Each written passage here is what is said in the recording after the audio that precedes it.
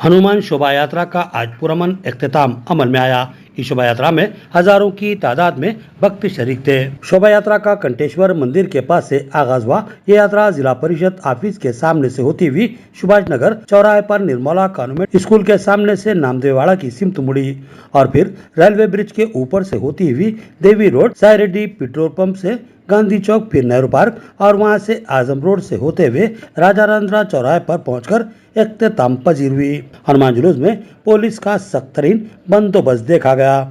Commissioner police Sai चैतन्य और ACP राजा वेंकट रेड्डी के अलावा कई आला पुलिस अहदेदारान बंदोबस्त के दौरान देखे गए। ड्रोन कैमरों और सीसीटीवी कैमरों की मदद से जुलूस पर नजर रखी गई।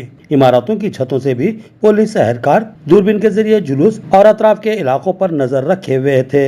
जुलूस में शामिल भक्त नारे लगाते और भक्ति गीतों पर रक्स करते नजर आए। बाज मुकामात पर बाज ग्रोह की जानिब से मुतनाज़ा नारे भी लगाए गए और मुतनाज़ा गीत भी सुनने को मिले, लेकिन बहैसियत मजमूई जुलूस का पुरमन इख्तिताम अमल में आया और पुलिस व जिला नज़्म-ओ-नक्श ने राहत की सांस ली।